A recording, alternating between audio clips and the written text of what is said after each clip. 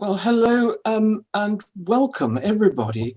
I've got a massive screen in front of me, and if I press arrows, there are even more lovely people. And I'm sorry we're not all meeting together. It's been an amazing year in more than one sense, and I have to say for the Community Foundation as well. So it's my great pleasure to welcome fund holders, members, and guests to the 21st annual meeting. I'd like to offer special welcome to Julie Barton, who I hope, I haven't seen her, but I hope she's here. She's our High Sheriff, and Julie has adapted her approach to her role remarkably during the COVID-19 pandemic, holding countless online visits alongside face-to-face meetings when guidelines have been allowed. So welcome, Julie. And thank you to fund holders, members, and supporters for your continued support for our work. 2020 has been challenging for everyone, and once again you've stepped up to support the most vulnerable people in our communities. If you're not a member, fund holder, or supporter and would like to know more, do please contact Jackie Curry, who's our Head of Development. Now, this afternoon we are combining the Foundation's AGM with presentations and discussions about how the Foundation is working with partners to address the long-term impact of poverty on children and families. We're featuring the Sellafield Limited funded Transforming West Cumbria Family Wellbeing Programme, and the work initiated and funded by local philanthropist Jim Bowers, and my thanks to him, into improving early language development in children as a special interest of his. Before we begin the official proceedings, I'd like to offer thanks to the whole team, the staff, the trustees, and the grants panel members. In March, fairly soon after lockdown, we launched the COVID-19 Response Fund. And to date, we have distributed more than £2 million to 185 organisations that are responding to the COVID-19 pandemic. A much increased workload and working remotely has placed extraordinary demands on the team, and they've responded quite amazingly.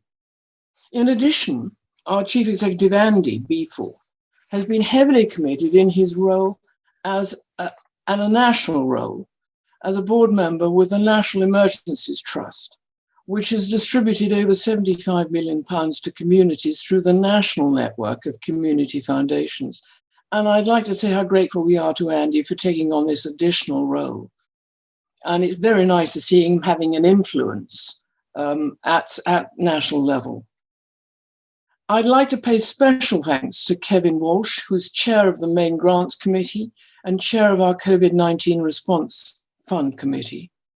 The COVID-19 Response Fund Committee met weekly for many months and is still meeting every fortnight.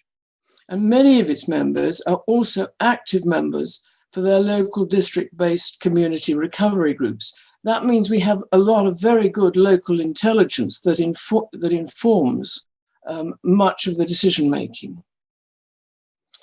I'd like to thank David Beebe, who is the chair of the Community Foundation, for his leadership of the board and significant personal commitment to the organisation. David, thank you so much for everything you're doing. As is normal, we've seen changes in the composition of the board, and this year we saw Anthony Burbidge, Nick Coulson, and Mike Starkey leave the board. I'd like to offer my sincere thanks to them for their work, but we also welcome Michael Ditchburn, Lucy Cavendish, Adam Herndon, Glenys Marriott, David Moore, Marcia Reed Fotheringham, and Chris Sanderson to the board. And welcome to them. We look forward to their contributions. In addition, we said farewell to 3 highly regarded members of our West Cumbria Grants panel, Paul Rowe, Chris Shaw, and Willie Slavin, and I want to make sure that my thanks to them are recorded. Thank them all very much. And so it's now my duty to hand over to David Beebe, who will present the chairman's report.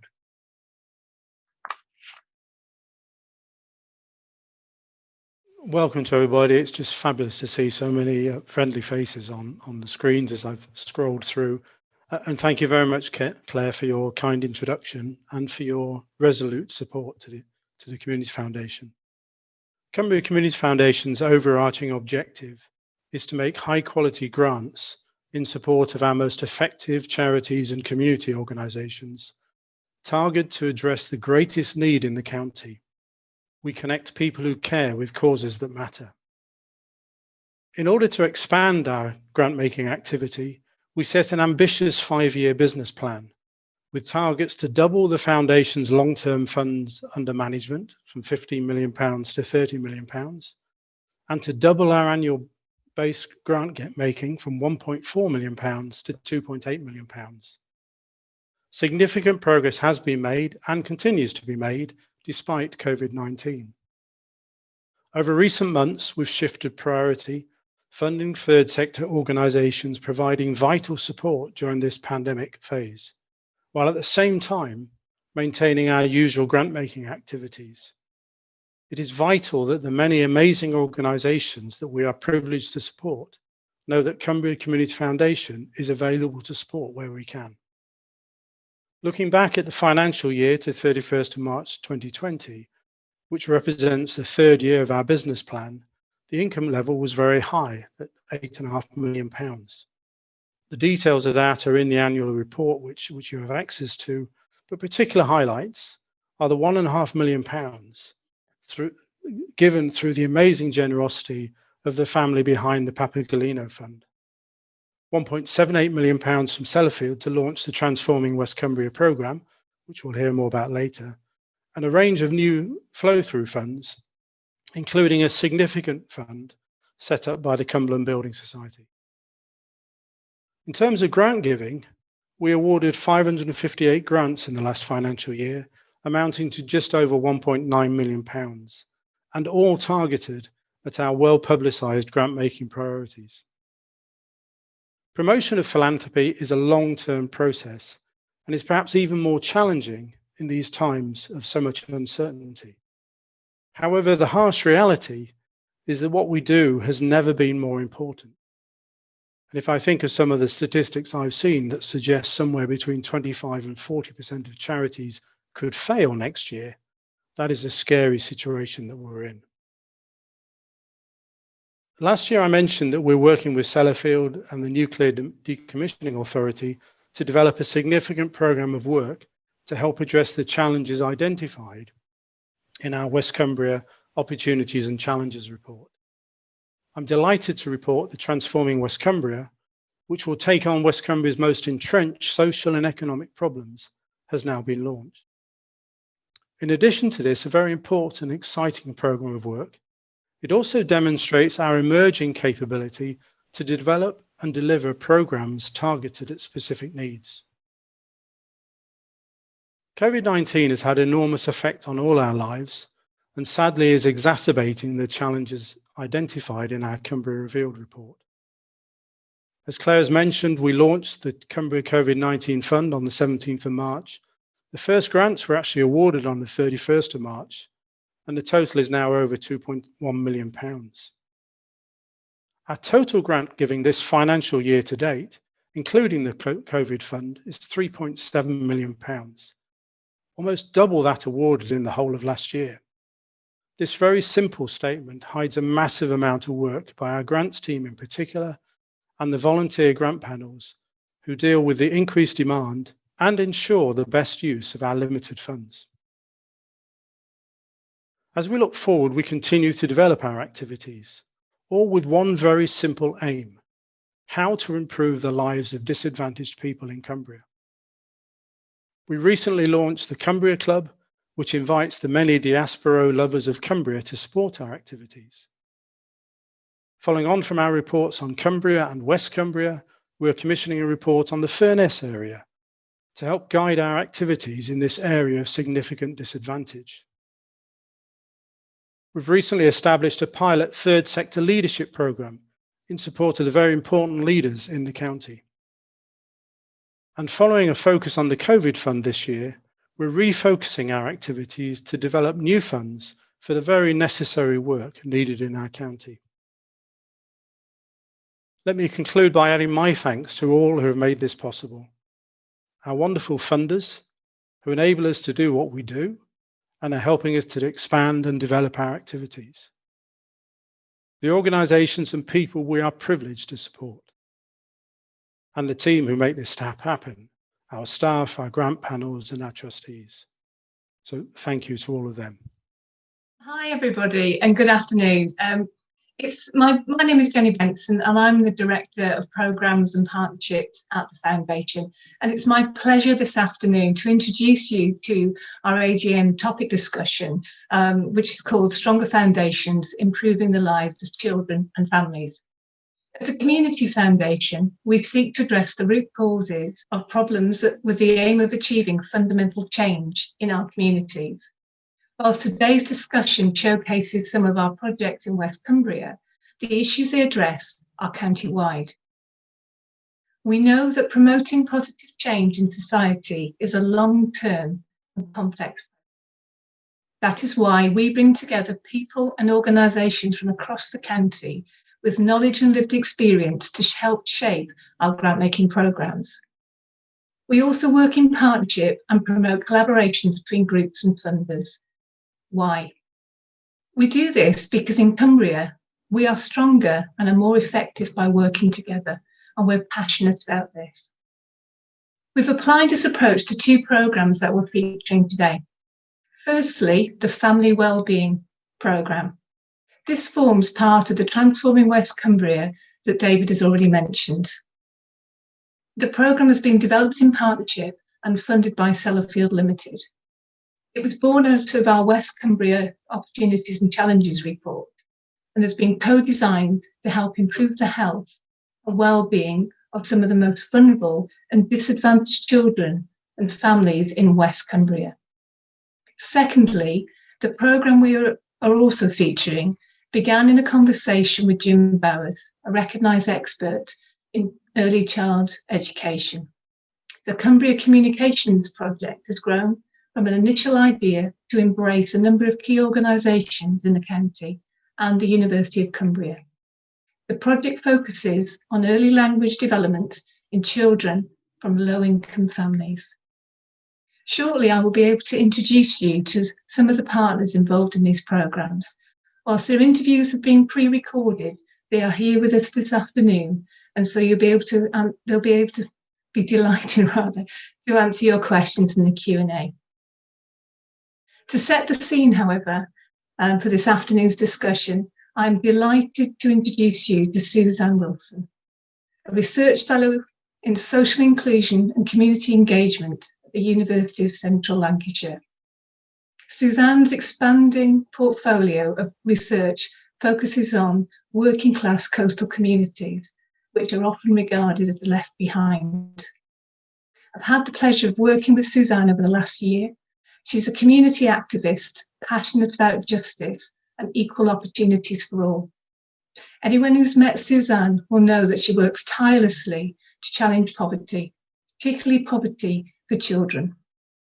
She's a governor at Westlake Academy, a trustee of two local youth organisations, a member of the West Cumbria Child Poverty Forum, as well as being a member of our West Cumbria and COVID grants committees. Dan will now give a presentation on how the pandemic has affected the lives of disadvantaged children and families. Hi, I'm Suzanne Wilson, Research Fellow in Social Inclusion and Community Engagement at the University of Central Lancashire. I'm also a member of West Cumbria Child Poverty Forum. Internationally, children and young people are expected to suffer disproportionately from the economic and social impacts of the measures needed to contain the pandemic. And it's been predicted that younger households with children, and households with lower levels of education are the most likely to fall into poverty as a consequence of COVID. Despite the clear evidence, we're not seeing many steps to be taken to include marginalised children, particularly those experiencing poverty or from low-income families, in the recovery effort, which I think is really important. As stated by the UN, children aren't the face of the pandemic, but the risk being amongst its biggest victims. So economically, Cumbria presents a complex picture. Areas dependent on tourism, principally Eden and South Lakeland, have experienced by far the most profound impact on their local economies. On the other hand, West Cumbria has been somewhat less impacted by the economic consequences of COVID-19 and the consequent restrictions. And we think this is due to more people employed in things like the nuclear industry. The August figures show that since March, which is treated as the pre-COVID position, the increased households of universal credit has risen in West Cumbria well below the national average. But if we look at the chart here, we can see that within the Lake District National Park area, it has increased at nearly 250%. So this identifies two different groups of people. The people that we'd be talking about before in West Cumbria Child Poverty Forum, which were typically families from post-industrial communities, often referred to as left behind, that had existing poverty. We're now expecting to see a new cohort of families experiencing poverty, and they may be those from the Lake District National Park area with a background in tourism and leisure. In May 2020, West Cumbria Child Poverty Forum published a rapid response paper highlighting the issues affecting families during lockdown. The key findings centred around three themes: wellbeing, education and hardship. So when we look at wellbeing, we found that practitioners expressed concerns not only about the physical safety of the most vulnerable children and young people, but they were also worried about the emotional wellbeing of many children and young people across West Cumbria, particularly those with existing mental health needs.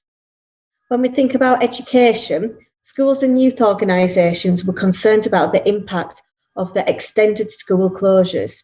In particular, references to children living in households experiencing poverty.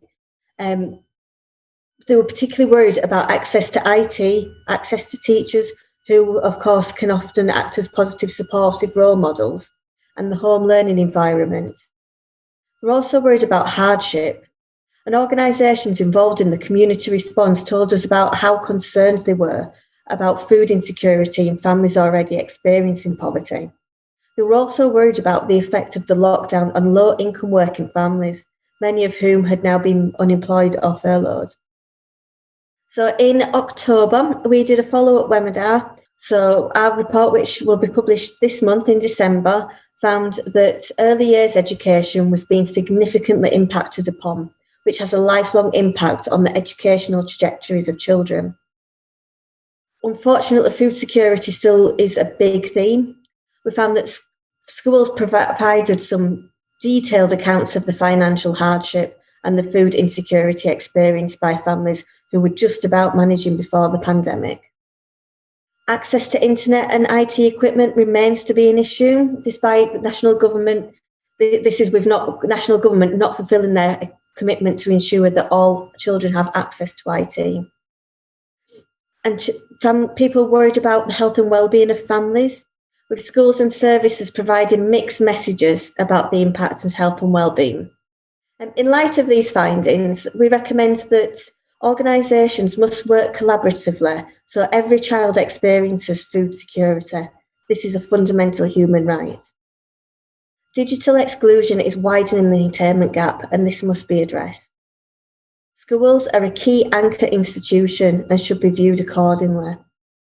Trust in the local expertise and the ability of local community groups should be enhanced by sharing power.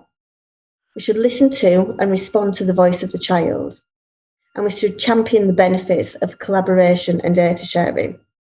And I think a number of these activities did take place during the first lockdown. So organisations worked collaboratively wonderfully, and they shared lots of data and they had more power.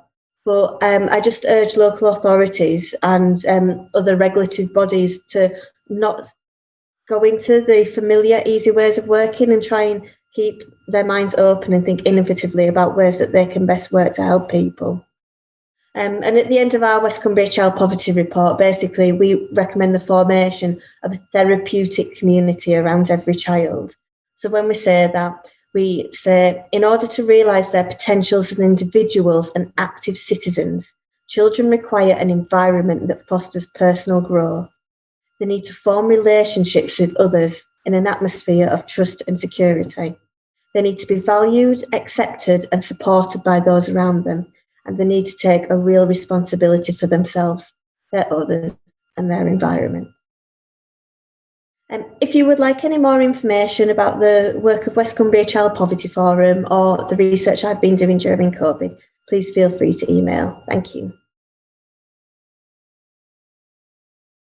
Thanks, Suzanne. I think Suzanne just highlights the issues surrounding child poverty that we see, not just in West Cumbria, but throughout the county, and how these, as David mentioned before, have been really exacerbated by the COVID situation. It's now time to meet Tracy West from Sellafield Limited Social Impact Team, Matthew Phillips, the team manager from Bernardo's, and Leslie Sanchek, West Cumbria's Children and Family Senior Manager at Cumbria County Council. They're all involved in our family wellbeing programme funded by Sellafield Limited. As already mentioned, Sellafield Limited, together with the Nuclear Decommissioning Authority, are investing £2.2 million into the Transforming West Cumbria 3-year social impact programme. It aims to address the most entrenched social and economic issues in West Cumbria. Crucially, the family wellbeing programme focuses on early years support and intervention and a whole family approach. Child poverty can have a profound effect on a child's educational attainment and life outcomes. 7 projects have been funded, and all the organisations are committed to working in partnership to ensure that no child falls through the gaps. They are also committed to sharing best practice and learning. So important to work together. The Think Family project that Matthew will describe in this video is one of the 7 projects funded, which we'll now hear about. Thank you. Tracy, why did Sellafield Limited decide to work with Cumbria Community Foundation and invest in the Transforming West Cumbria Family Wellbeing Programme? So Cumbria Community Foundation have core values that align to both the NDA and Sellafield social impact values. Things that are important to them are also important to us. In 2018, we asked Andy and his team to do a bit of research for us to look at the opportunities and challenges within West Cumbria. This report was finalised last year, which provided some stark facts about some of the issues that we have in our local communities. So off the back of that, we've worked with Cumbria Community Foundation for probably over 18 months now to develop the Transforming West Cumbria programme, which identifies some priority areas. We didn't just want to put a sticking plaster over it. We wanted to make real change to people's lives and work with partners to be able to make a lasting change. So one of the priority areas that came out of this and was identified was around family wellbeing and the need to have a whole family approach that supports everybody and creates some stability and lasting positive outcomes in people's lives. Leslie, you've worked with families living in poverty in West Cumbria for many years. What are the challenges that these families face, and what difference would a family wellbeing programme make to them? Okay, I've worked for the County Council for 37 years, solely with children and families, but across a number of education and social care settings. Living in poverty makes life much more difficult. Living in poverty reduces your opportunities, and families face many disadvantages and discriminations, particularly around health and education and other learning opportunities. So taking a whole family, think family approach is really, really important for us, because the impact on children's lived experience is influenced by the choices and the environment in which the adults around them live in. We've seen particular issues to do with adult mental health, domestic violence and substance misuse, and that of course has a significant impact on the lived experience of our children. It's really important, I think, for West Cumbria that we work with families and that we work alongside families and not doing two families, that we use a strength-based, relational and collaborative approach to support families and communities in which, you know, we can really make a difference together. Working in silos and individual agencies, as we know over time, hasn't made the difference that we needed to make. So working collaboratively and together in transforming West Cumbria will be a real benefit for our children and families. Matthew, can you tell us about the families that you support and how early intervention can make a difference? Sure. The first 1,000 days of a child's life offers both potential and vulnerability, and through offering a whole family approach to early intervention, we can help change a child's developmental path and shape future outcomes. Early intervention is essential for promoting positive long-term effects on health, language and communication, cognitive and social development. Tracy, of the 7 funded family wellbeing projects, what outcomes do you expect to see as a result of your investment? So this has been a significant long-term investment for Sellafield, and we've made it because we believe that it can make transformational change. There is a number of outcomes that we would look to see. So this would include, we want to see the lives of children, young people and families in West Cumbria improve for the longer term. We want better life prospects for people who are living in poverty. And we would like to see a change in the way that we work so that there is more partnership working so that we can address and change the entrenched issues that we have together.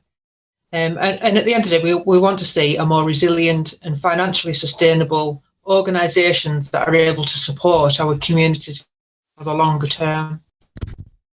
Leslie, you're a member of the Family Wellbeing Advisory Board. Can you tell us more, please, about the role and why you wanted to be involved? Yeah, so firstly, I would say it's a privilege to be part of the advisory board. And hopefully what I bring to that board is my experience and knowledge and understanding from a first-hand perspective of the experiences that our children and family have in some of our communities of working with families. But I'm passionate about improving the life chances of our children and our families, passionate about West Cumbria, and being able to transform and be part of that conversation for me is a real privilege, as I said at the beginning. But I also wanted to be involved to work alongside some other very skilled and knowledgeable people, particularly colleagues through the third and voluntary sector organisations, to be able to develop the right kind of services to meet the needs that Tracy's just outlined there in her response. So for me, it's a great opportunity, but it was an opportunity to share knowledge and experience, but also really to develop and shape what services need to look like for our families and children going forward in West Cumbria. Matthew, the Think Family project is working with the local police. Can you tell us more, please, about the project and how it will support children who may otherwise fall between the gaps? From our partnership working in Copeland, it is apparent that there is a need to work with families to help address the issues that may be impacting on them that currently do not meet threshold for advice, support and signposting to appropriate services. Bernardo's Think Family measure of success will be in identifying hidden harms and supporting the family in managing these needs and issues themselves to stop re-referral to the child-centred policing hub. Alternatively, it will provide evidence for the need for escalation and support the family through the referral pathway to other service provision and promote meaningful engagement. We will support children in Copeland who may require intense support around emotional resilience, child development, childhood obesity and financial hardship, but are not on any plans. Bernardo's will take a whole family approach to address adverse childhood experiences using evidence-based interventions and tools. These traumatic events cover all types of abuse and neglect, as well as mental illness, substance use, divorce and domestic violence. The objective is to get alongside the family to develop their own signs of wellbeing safety plan, identifying their network of support. To promote this further, the Bernardo Volunteer Coordinator will establish a network of volunteers to provide a community approach to further support, which can continue longer than the 12-week timescale. Leslie, you've already touched on this, but the organisations funded through the Family Wellbeing Programme, a key element is that they all work collaboratively across the projects.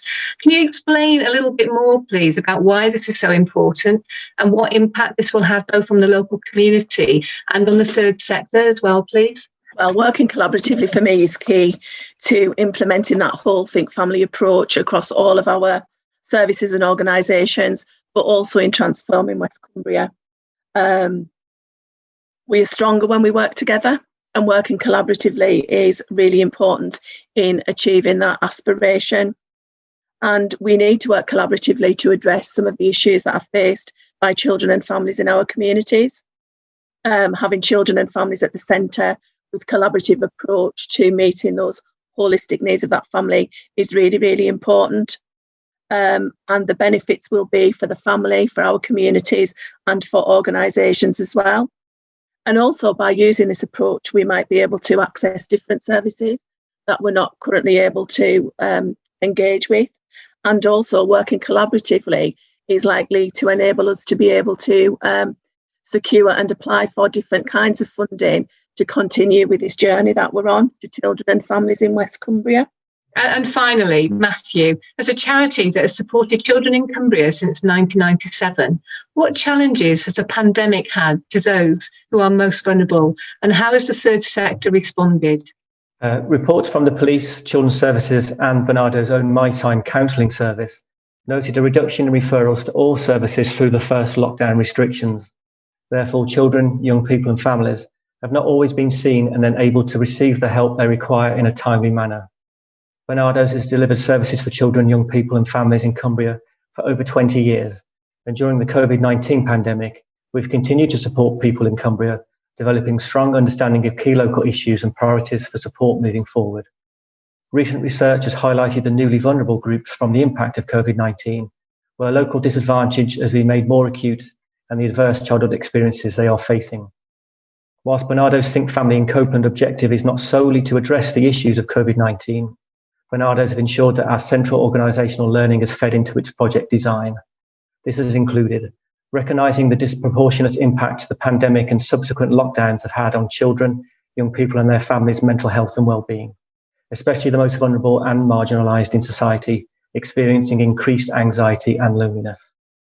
Learning from what children and young people have told us has supported their mental health and well-being, such as maintaining good quality relationships, contact with friends, family and trusted adults, feeling secure, being well informed and having access to community support at the earliest possible stage, have informed our prevention model and its goal of reducing the need for escalation to early help.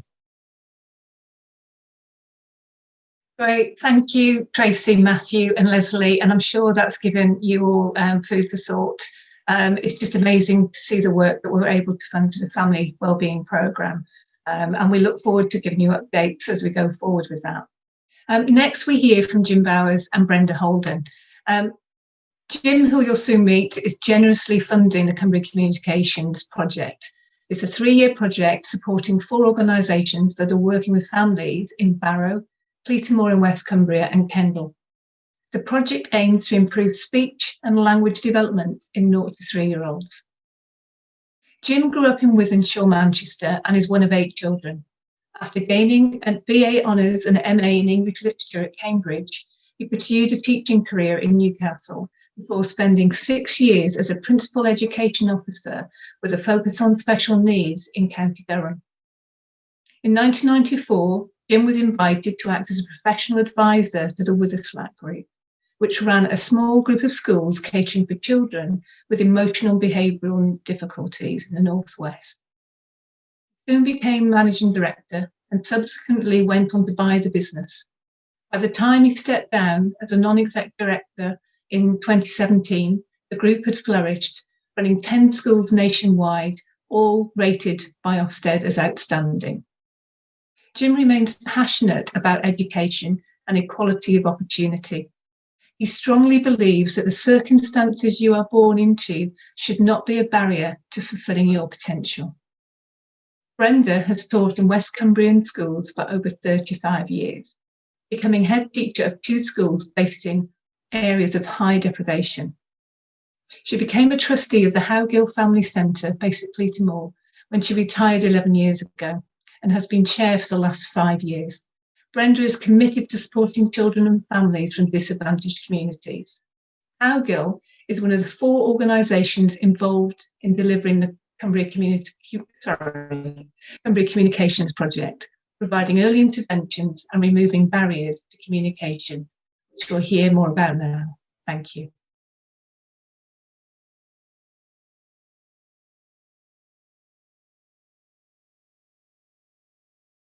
This is still the case. In areas of social deprivation, the percentage of children who begin school with language that's expected for their age is still well below half. There are many reasons for this.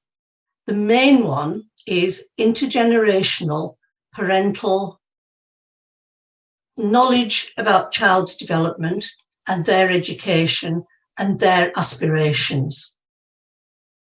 Yeah, just following on from Brenda, I think the main thing that I would pick up is that strong link with poverty. The figures that were quoted in the question, that over 50% of kids arriving at school with language delay, it obviously varies from area to area, but there is this very strong link with social deprivation. So whereas the national average is about 20%, you'll see that in some areas, relatively affluent areas, that can be very low, in 2-3%. Whereas in some areas, in the areas of highest deprivation, it's well over 50%. And I've worked with areas in the UK where those kind of issues are 75-80%, just because of the high level of poverty and deprivation. So, there are it's a postcode lottery. It's very much linked to areas and pockets of social deprivation.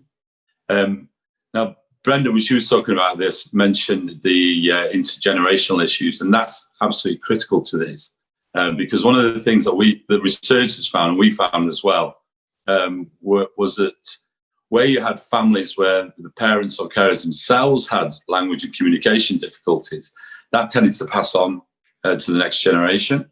And that's because with having a relatively low vocabulary level, low communication skills, the kind of language-rich environment that kids need 0 to 3 just isn't there.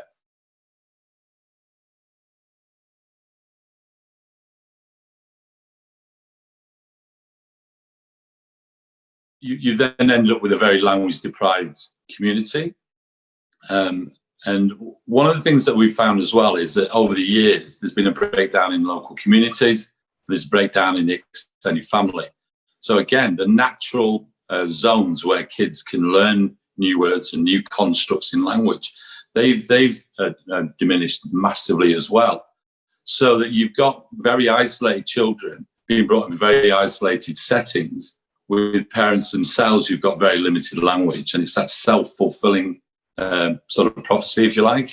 And it also, people have been quite prejudicial about this by saying families like this produce children like that, as if it's kind of genetic. And there's been some national talk from some politicians about the fact that it's supposedly genetic.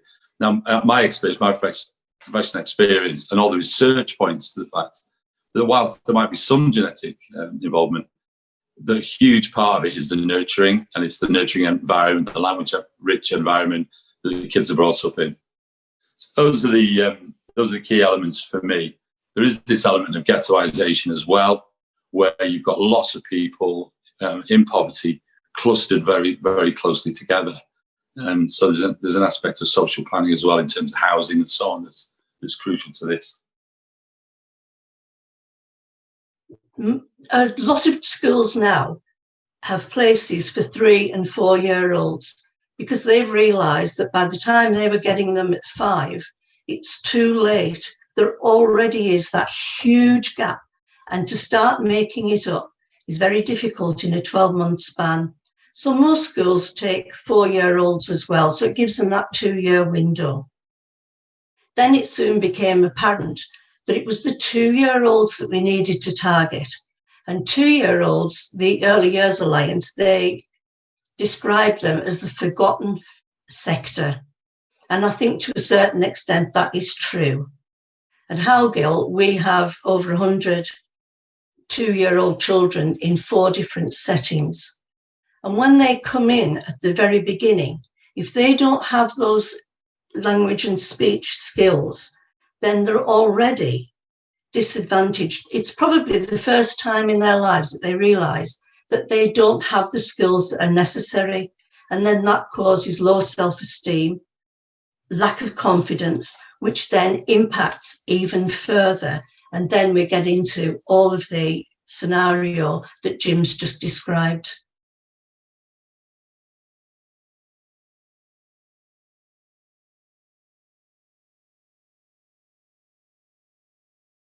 So in terms of the charitable sector, what it can do is it can provide seed corn opportunities, so it can actually provide input into areas that are literally not being covered. And that's really what we're trying to do in this project, is trial something new. And actually, the charitable sector has the flexibility to operate out with the whole statutory network and the whole statutory framework. I can actually trial new ideas, so it can be quite innovative, and that's certainly our experience of it. In addition, it can fill gaps that the local authority agencies or the government are not actually filling at the moment. So they can provide services that are just not being provided. And that's typically how a lot of charities, like Bernardo's, for example, got into this kind of work, by filling a gap where there's a genuine, desperate need for services. But yeah, I mean, I think there's opportunities there for charities to be very innovative and very progressive, by actually stepping into situations and trialing new methods and new approaches, which can then be scaled up on a much larger scale and perhaps made statutory in the long term.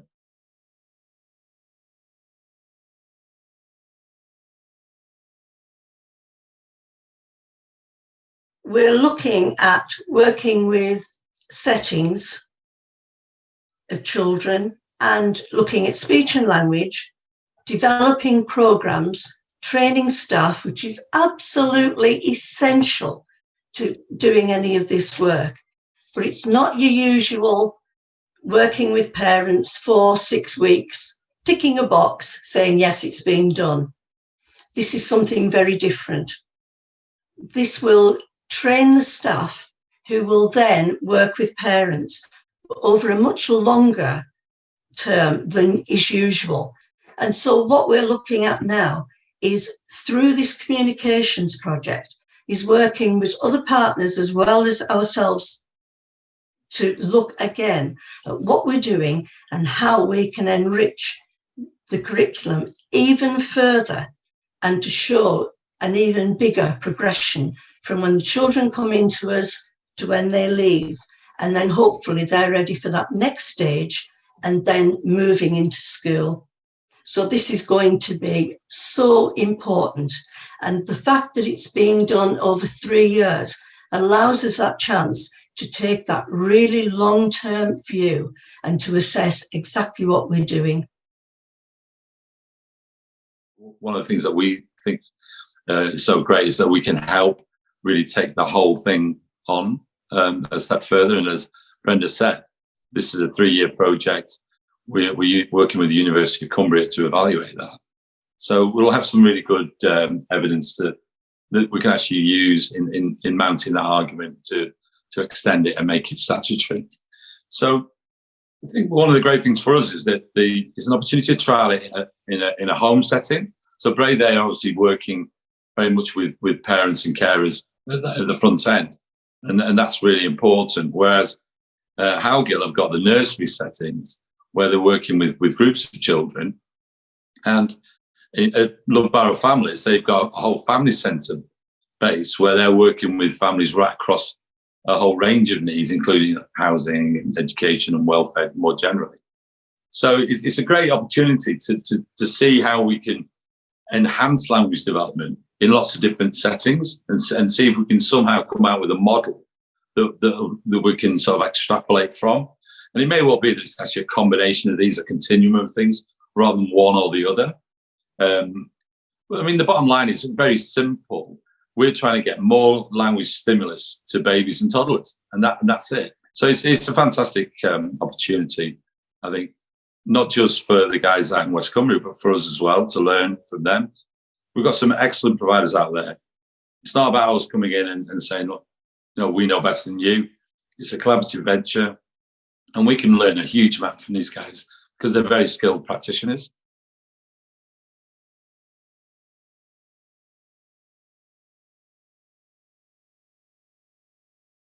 From my point of view, because of my experience in education and care, I was really interested in sort of investing in innovation, in progressive thinking.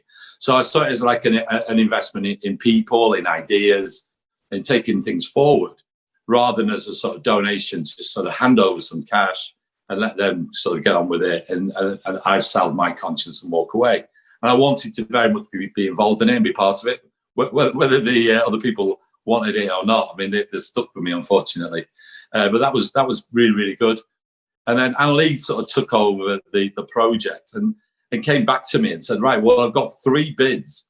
And it seems to me from what you're saying that these 3 could be linked together under the banner of sort of communication, under the Cumbria Communication Project. And that was great. That was a little bit of genius there to say, look, you've got that continuum now where you could be looking at supporting mums in the home or carers in the home. You've got nurseries, and then you've got a family centre.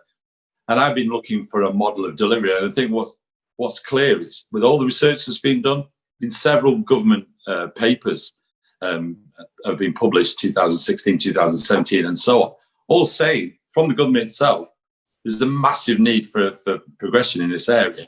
There's need for a huge investment in this area, and they've done nothing about it. And I think one of the reasons for that is there isn't a really clear model of how to address it. And I think if we in West Cumbria are able to come up with a model, a conceptual model that actually deals with some of these issues, that would be a really, really exciting thing to do. So that first step of being very open-minded, not prescriptive. Secondly, then Anne-Lee seeing that there were opportunities to link together what were effectively discrete projects into one that had some sort of integrity and coherence to it was absolutely brilliant. And they supported that seed corn idea of using money to invest in innovation. And effectively, by working with the Cumbria Community Foundation, they put that seed corn idea together, which is absolutely fantastic. And I see myself as somebody who's just interested in ideas. I want to help and I want to take things forward. And I see it as a long-term investment in our kids, and they're our future. So it just makes absolute sense to me. But if there are other people like me out there who want to get involved, yeah, if they could get involved in funding projects like this, brilliant. But at the very least, we'd hope, or we'd be very pleased if they championed us, if they supported us, if they were prepared to endorse what we're doing once they've found out about it. And I think it's a very compelling case that we're making. The kids aged in that 0 to 3, 0 to 4 age range are definitely well worth investing in for the future. And what's great about the way CCF have set it up is this is a collaborative project. And I know from their own goals, they're very interested this year in innovation. They're also interested in collaboration between partners. So I think, hopefully we fit their bill as well. So, hopefully it's a marriage made in heaven. And, I think it's about learning from each other. Certainly we're learning a lot from the guys out in West Cumbria. It's just amazing. And I think by involving ICANN, but also the University of Cumbria, we're building quite a powerful team here. And if we can come out with a model that gives us a way forward for this very neglected group of people, it would be a wonderful thing. Okay, that concludes the presentations that were recorded last week. And if there are any questions from participants this afternoon, then please do let us know in the chat. If you want to just prefix what you would like to ask with a letter Q, then we can look down at the chat and make sure that there's an opportunity for us to put that question to the respective speaker. Now, we've got a first question to kick off with, and this is aimed at Tracy West. So Tracy, charities and community groups play a vital role in the day-to-day lives of thousands of people across Cumbria. However, many organisations, their funding levels reduce, whilst the demand for their services increases, a situation exacerbated by COVID-19. What would you say to anyone wanting to help the charity sector to thrive through their investment and encourage them to do? So we have a online grants application process that has recently been launched. It's on our government website. So if people are interested in looking for funding, that they have a project which addresses some of the community issues that we have at the moment, by all means go onto there and have a look. There's an email address. They can get in touch with us to discuss it, and then they can apply online through it as well. Okay, thank you, Tracy. and sidekick there as well. Thank you for that. Yeah, we've got another question then, this one for Jim. Now, Jim, you mentioned that charities can often respond to needs in a more targeted way and find innovative solutions than statutory providers. What can they do to bring additional investment to make them more sustainable? It's the business background that I've got where, when you're looking at innovating in small projects, we used to call it skunking. So, you have these small scale, low cost projects. And from that, you prove that something works, and then you grow it from there, you upscale it. And I do think that there's a role, whether it's private investment or public investment, to see that kind of model. And I do think that charities can then, the great thing about charities is that they have these shorter management structures. So if they see something that they want to try out and they want to model, they can get in there, they can secure funding, they can try it out. And I think it's very, very difficult, particularly now, for local authorities to do that and for government to do that. So by trialing new ideas, I think then you can attract other investment in wherever that comes from, because you've got demonstrable proof that it works, rather than just sort of theoretical evidence. So we've got this big pile up of documents from the government, 2016, 17, 18, all saying there's a real need for growth and development in this area. Nothing's happened. And I think, as I said in the presentation, I think it's because there's no workable model that they can just sort of plug into. And that's what they need. And local authorities, like Inner London, used to have a huge research department. Government, has cut back on that side of things. And that ability to research new ideas as well. I mean, that's really, again, through partnership with the universities, for example, you can tap into that. So it's that flexibility, it's that ability to get into gaps, which local authorities and government find really difficult. For a whole variety of reasons, that a kind of nimble charitable sector can really benefit from, and then prove it. And hopefully then you've got a model that statutory agencies can come in and say, well, actually, we will get involved in that because it's been proved to be effective. So that's where I see it anyway. Okay, thank you, Jim. So we've got a question for Brenda from Anne and Charlie Burgess. Can you give an example of something specific, however small, which made a difference to the life of a young person that you have worked with this year? Well, I'll give you a lot of examples. I'll stick to one. And that was earlier this year. We had an 18-year-old girl who had a baby. She didn't know where to turn. She turned to Howgill because we had been people who provided services, for a very long number of years. And she signed up to an online course with Lakes College to do child development. So she started from having her own baby and working online to just look at child development, see what she could do. Because, of course, the nurseries were all closed. Howgill was closed as well. We lent a lot of support and help to her. Her child then started in our nursery when we opened in July, and she's doing a wonderful job, and the child's doing really well. Okay.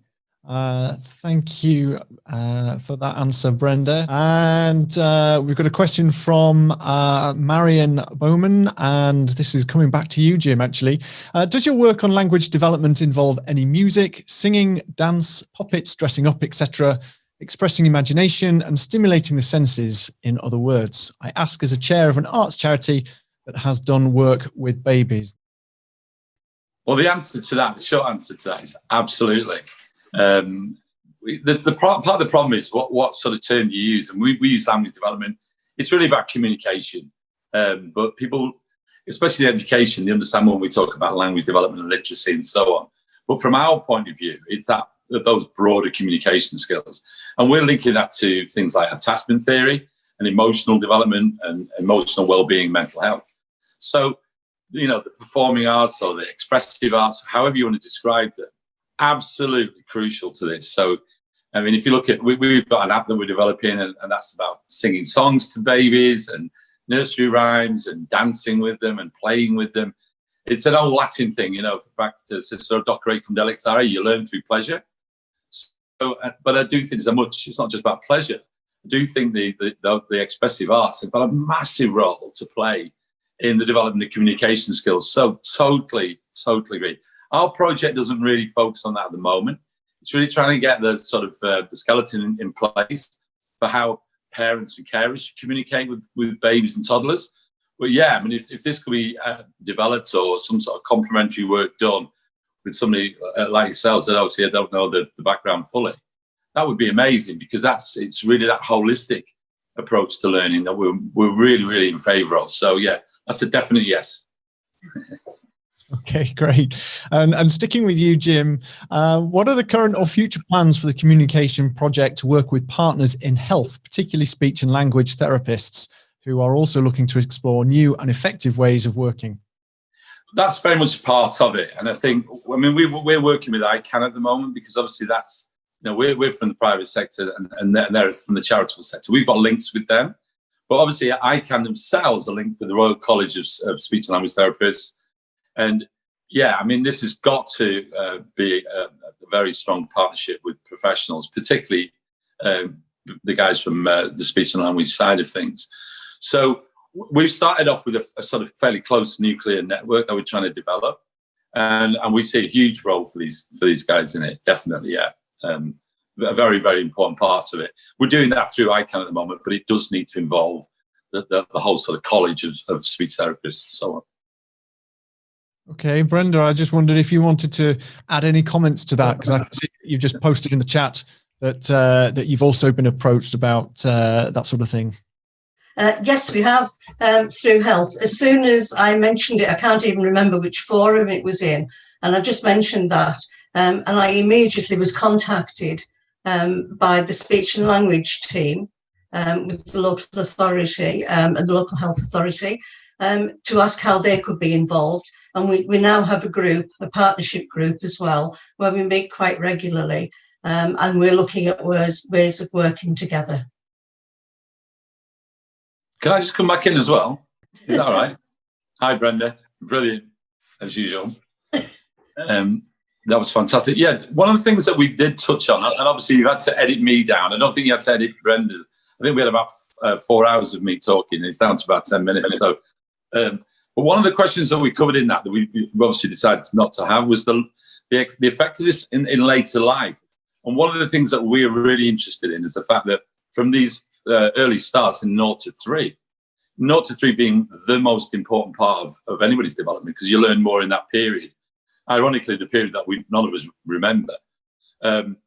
It has a massive effect on later life. And we've obviously seen in research the correlation between failures and lack of success in education at 12, 14, 16, poor performance in exams, and therefore limited access to further education and also employment. So, but then it just rolls on. You can see the link later in terms of health. So just to pick up the reference to health in the question, yes, there's a massive impact on the health of youngsters much later in life. There's been that sort of correlation. But also mental health and emotional well-being. These all also track right through. So, these are I see this as a huge long-term investment, and this sort of relative neglect 0 to 3 has these long-lasting lifetime impacts. And obviously, as this project grows, I mean, it's obviously a very specific seed corn pilot. I'd love to see it involve health, because even things like Sure Start, for example, actually showed, and this is from a government report, it saved the NHS millions because of some of the interventions that they made. And I know that, without the work of people like Brenda and Look Barrow families and so on, I think other statutory agencies would have a lot more work on their plate. So it's about working together for this particular group of people. I think that's hugely important. Thank you, Jim. I know you could probably carry on talking for a few hours. And in fact, someone's even suggested that with your enthusiasm, you might like to sing for us, but I am going to move on. Do you mean karaoke? Yeah, I can do whatever you want. But thank you, everybody who has spoken and contributed with questions and answers and so on this afternoon. Very much appreciated, and some fantastic work going on. So I'm going to hand across to David Beebe to round off this afternoon's session. Thank you, Andrew, and thank you, everybody. First of all, a huge thank you to our presenters today. what you've seen is that fabulous combination of enthusiasm and commitment from funders and the great organisations that can be funded to deliver on some of these projects, and our privilege of sitting in the middle of that and making it happen through our knowledge and experience in Cumbria and the art of the possible. And through them, I hope you've enjoyed this insight into some of the challenges faced in Cumbria and some of the amazing work that's being achieved through the very welcome support and generous support of our funders. As you know, what you've seen is only the tip of the iceberg. We are keen and able to do more. And I think I should do a bit of a call to arms. You know, if you are a member or a funder, you know, would you consider doing more to help the disadvantaged in our county? If you're not a member or a fund holder or supporter, please do consider getting involved. If you'd like to know more, please don't hesitate to contact any of our staff, but in particular, Jackie Curry, who's our head of development. So let me conclude by thanking everyone for their participation. This afternoon's proceedings have been recorded, and a link to the recording will be available for circulation next week if you can think of anybody else who would like to see it or you'd like to watch it again. And may I take this opportunity to wish you all a peaceful and joyous Christmas and a happy and healthy New Year. Thank you all very much indeed. That brings to the end our 21st annual general meeting. Thank you very much. And bye-bye.